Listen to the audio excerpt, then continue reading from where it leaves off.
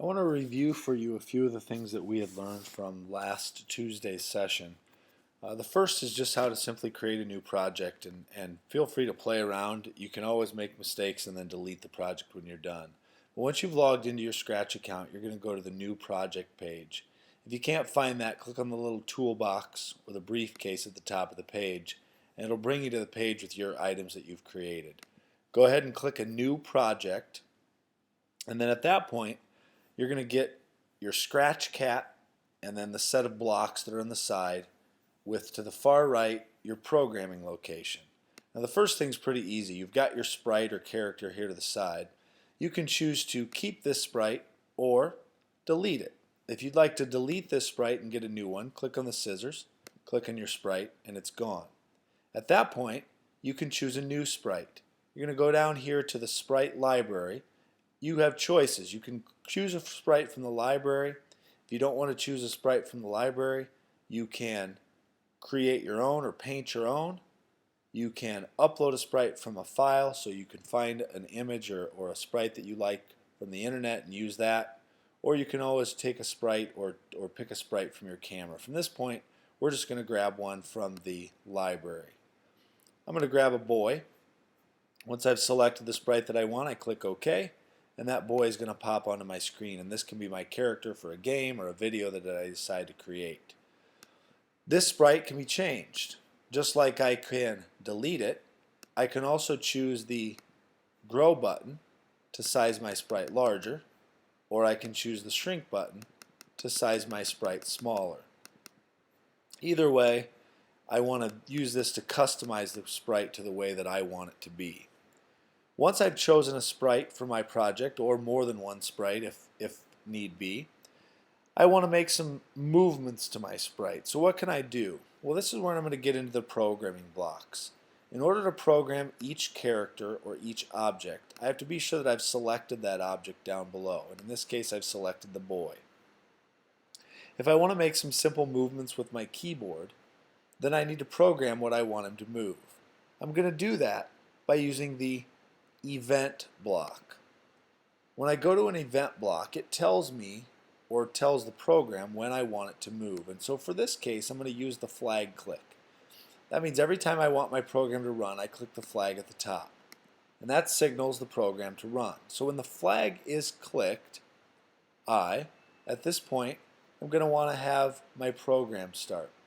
In this case, once the flag is clicked, or whatever I choose, I'm going to have my person make a motion. When the flag is clicked, he'll move 10 steps. At that point, I click my flag, and you can see that I'm moving him 10 steps. Now this is a pretty basic movement. If I want to get a little more advanced, I'm going to remove those programming blocks. Once again, go back to the event, and now I'm going to try when a certain key is used. In this case, if we want to create movement for a character that you manipulate, we can use up, down, right, left arrow keys. So in this case, I'm going to say when the up arrow is pressed and when the down arrow is pressed.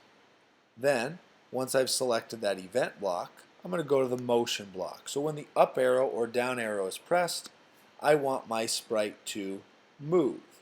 Now if I just say move, my sprite's going to always move in the same direction, to the right. I don't want that. I want him to move up or down. So I have to think about this as a coordinate grid.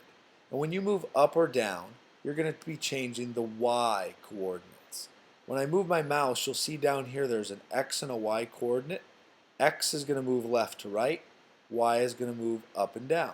So in this case, I want the up arrow to move by 10 Y. So now every time I press the up arrow, my sprite will move up. If I want to be able to move him down, I have to change the Y again, but this time I'm not going to change the Y by 10, I'll change the Y by -10. I press the down arrow and my sprite will move down. I can use all of these program blocks to control in the event. Left arrow, right arrow with a simple click,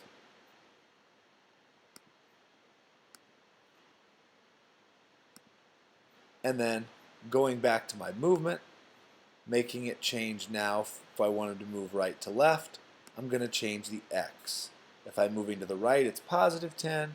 If I'm moving to the left, I'm going to change my x by negative 10.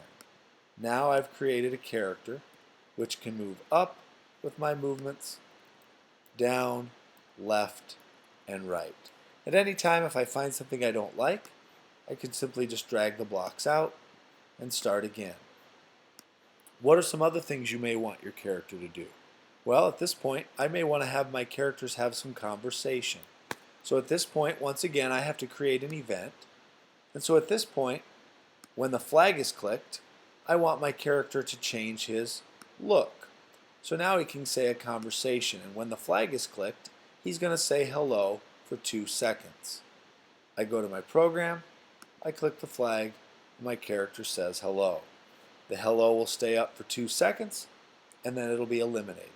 If I want to have a conversation between 2 different characters, then I'm going to create a new sprite, boy2, select that sprite to be used.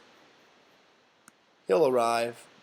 I can size him to the way that I want, and in this case I'm going to shrink him so he's more consistent with my other sprite. Shrink him down to his body, and then now I'm going to select boy 1's characters in this box. If I'm programming for boy 2, he's going to go into this box. The same thing will happen. I can create an event, so when the flag is clicked, this boy is going to change his look, and he's going to say hello for 2 seconds. Click the flag. Now, here's the problem.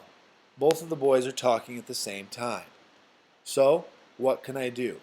Well, at that point, I need to put in some other options where the characters may wait,